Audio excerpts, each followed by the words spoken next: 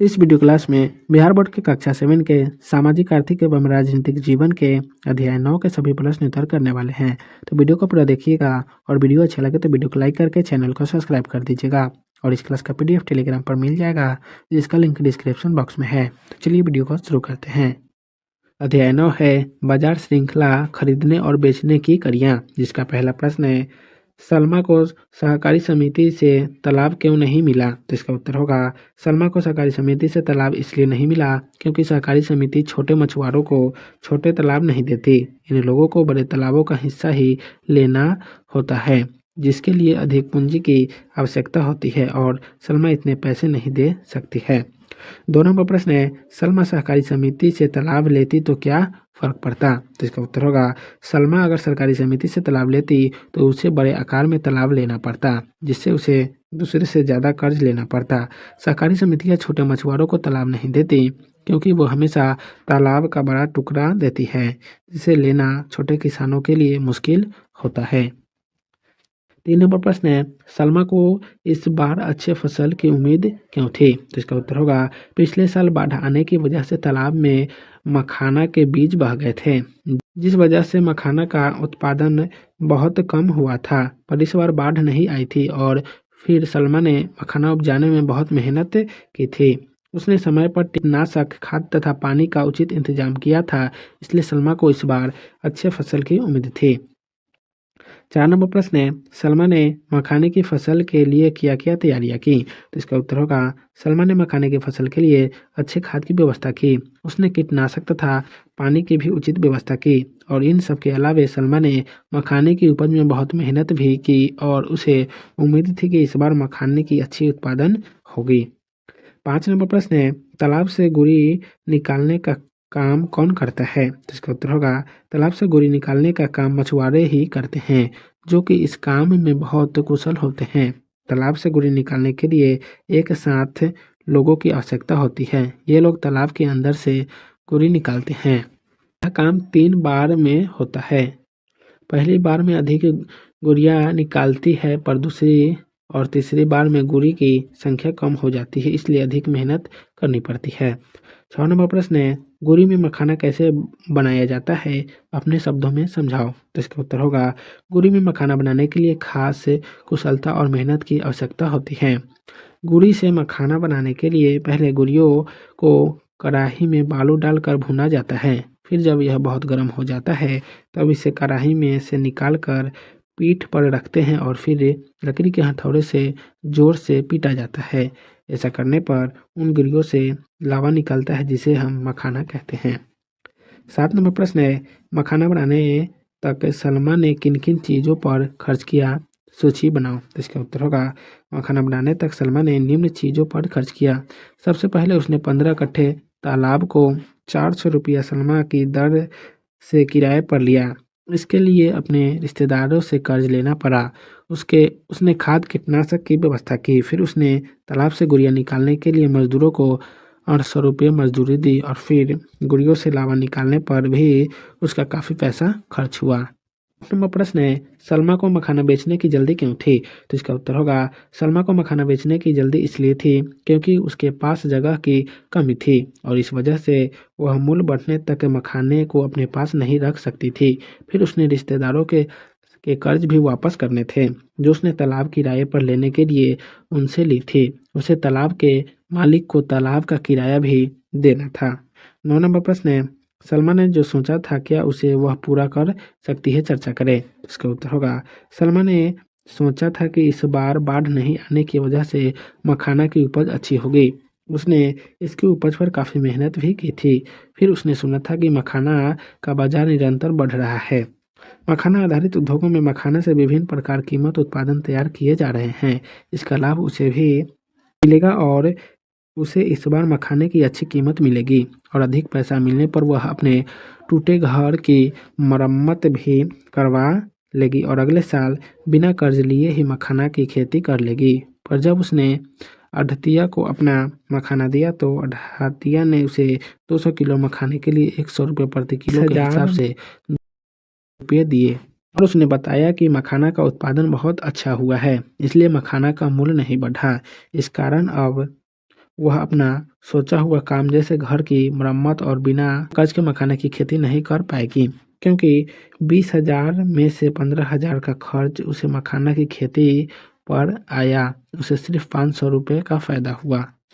10 number प्रश्न है, अपने आसपास की अनुभवों द्वारा पता करें कि छोटे किसान अपना उत्पादन किन्हें बेचते हैं, किन्हें किन समस्याओं का सामना करना होता होगा। तो इसका उत्तर होगा, छोटे किसान ज़्यादातर अपना उत्पादन आढ़तिया को ही बेचते हैं, क्योंकि सीधे मंडी में अपना उत्पादन बेचने का साधन नहीं होता और उनके पास इतने पैसे नहीं होता और उन्हें अपना कर्ज चुकाने के लिए तुरंत पैसों की आवश्यकता होती है। इससे उन्हें अपने उत्पादन का सही मूल्य नहीं मिलता। आढ़तिया उनके उत्पादों को मंडी में ले जाकर ऊंचे मूल्य पर बेचता है और इनसे प्राप्त रुपए में 6 में से 8% तक अपना कमीशन काटकर शेष पैसे किसानों को दे देता है। कई बार आढ़तिया कम दामों पर किसानों से उनका उत्पादन खरीद लेता है और फिर मूल्य बढ़ने पर उन्हें बेचकर ज़्यादा लाभ कमाता है। 11 नंबर प्रश्न है, मखाने की खेती करने वाले किसान अपनी फसल को खुद मंडी में ले जाकर क्यों नहीं बेचते? तो इसका उत्तर होगा, मखाने की खेती करने वाले किसान के पास ज़्यादातर अपना तालाब नहीं होता। वे किराए पर तालाब लेकर मखाने की खेती करते हैं।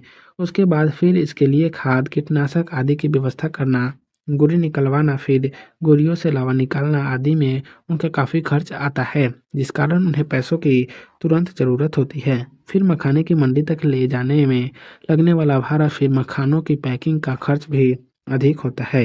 इसलिए वे लोग मखाने को आढ़तिया को ही बेच देते हैं। 12 नंबर प्रश्न है, थोक व्यापारी और खुदरा व्यापारी में क्या अंतर है? तो इसका उत्तर होगा, थोक व्यापारी एक बार में ही बहुत अधिक सामान खरीद लेते हैं और फिर खुदरा दुकानदारों को प्रति किलो 10 रुपये 12 रुपये लाभ लेकर सामान बेचते हैं। थोक व्यापारी लाभ भी अधिक कमाते हैं, क्योंकि ये लोग बड़ी मात्रा में खरीद बिक्री करते हैं। खुदरा दुकान थोक व्यापारी से एक बार में अधिक सामान खरीद लेते हैं और फिर उपभोक्ता को 30 से 40 रुपये प्रति किलो या इससे कम लाभ पर सामान बेचते हैं। खुदरा दुकानदार का लाभ थोक व्यापारी की अपेक्षा कम होता है, क्योंकि ये छोटी मात्रा में खरीद बिक्री करते हैं।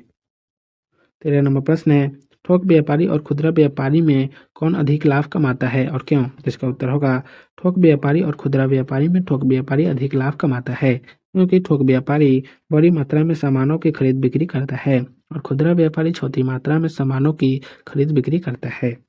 14 नंबर प्रश्न है, आपके घर पर उपयोग की जाने वाली किन्हीं दो वस्तुओं के बारे में पता करें कि वे किन कड़ियों से गुजर कर आपके पास पहुंची है। तो इसका उत्तर होगा, चावल, किसान, छोटे मिल चावल, फिर स्थानीय छोटे व्यापारी, स्थानीय मंत्री के थोक व्यापारी, बड़े शहर के थोक विक्रेता, खुदरा विक्रेता, उपभोक्ता। चावल, किसान, चावल मिल, बड़े शहर के थोक विक्रेता, खुदरा विक्रेता, उसके बाद उपभोक्ता। दूसरा है गेहूँ, तो गेहूँ, किसान, स्थानीय छोटे व्यापारी, स्थानीय मंडी के थोक विक्रेता, बड़े शहर के थोक विक्रेता, खुदरा विक्रेता, उपभोक्ता। 15 नंबर प्रश्न है, क्या इस बेहतर भाव का लाभ उत्पादक को प्राप्त हो सकता है? यदि हाँ तो कैसे? तो इसका उत्तर होगा, हाँ, इस बेहतर भाव का लाभ उत्पादक को भी प्राप्त हो सकता है अगर वह अपने उत्पादक को सीधे शहर के थोक विक्रेताओं को बेचे, क्योंकि आढ़तियों को उत्पादन बेचने से वे किसानों को उनके उत्पादों का सही कीमत भी नहीं देता, जिससे इन लोगों को अपने उत्पाद का सही कीमत नहीं मिलता है। अभ्यास का पहला प्रश्न है, क्या सलमा को अपने मेहनत का उचित परिश्रम प्राप्त हुआ? यदि नहीं तो क्यों? तो इसका उत्तर होगा, नहीं, सलमा को अपने मेहनत का उचित परिश्रम प्राप्त नहीं हुआ, क्योंकि सलमा ने मखाने को खुद मंडी में न बेचकर आढ़तियों को बेचा था, जिसकी वजह से उसे मखाने का उचित मूल्य नहीं मिला।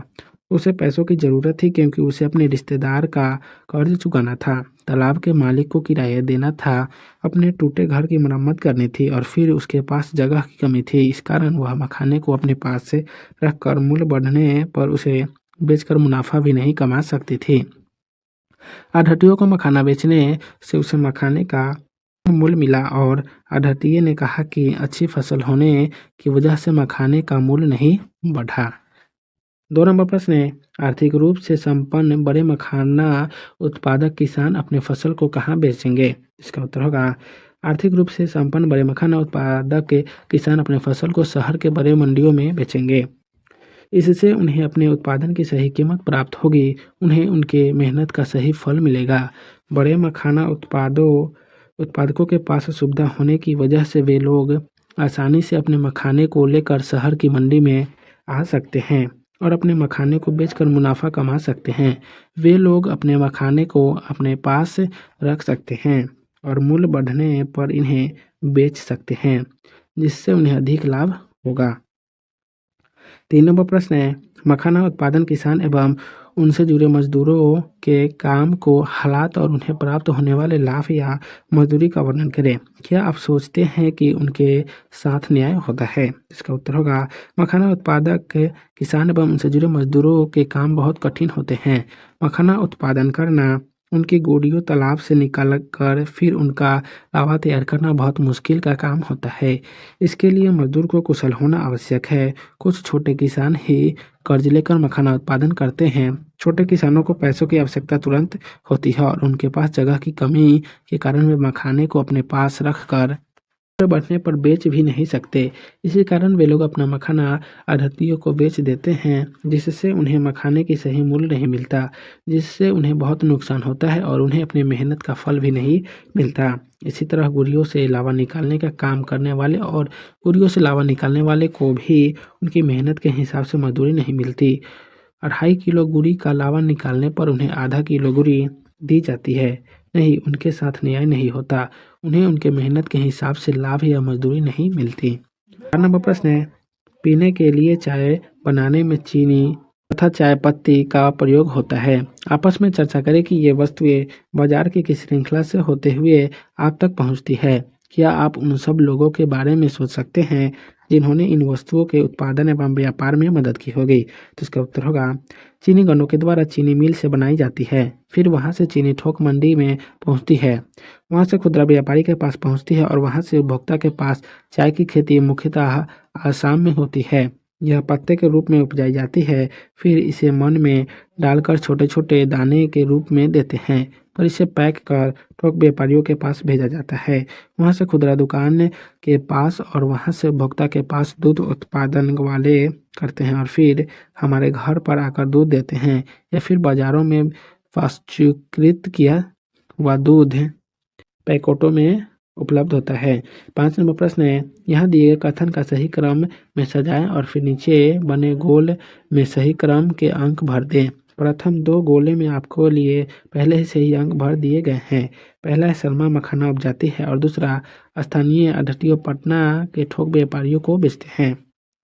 तीसरा है, आशापुर में मखाना का लावा बनवाने लाती है। चौथा, खाड़ी देशों को निर्यात करते हैं। 5वां, दिल्ली के व्यापारियों को बेचते हैं। 6ठा, मजदूर गुड़ियों को इकट्ठा करते हैं। 7वां, सलमा आशापुर के आढ़तियों को मखाना बेचती है। 8वां, आशापुर में गुड़ियों से लावा बनाया जाता है। 9वां, खुदरा व्यापारी को बेचते हैं और 10वां उपभोक्ता को प्राप्त होता है। तो इसका उत्तर होगा, सलमा मखाना उपजाती है। दूसरा, आशापुरियों से लावा बनाया जाता है। तीसरा, मजदूर गुड़ियों इकट्ठा करते हैं। चौथा, आशापुर में मखाना का लावा बनवाने लाती है। 5वां, सलमा आशापुर के आढ़तियों को मखाना बेचती है। 6ठा, आढ़तियों पटना के थोक व्यापारी को मखाना बेचती है। 7वां, दिल्ली के व्यापारियों को बेचते हैं।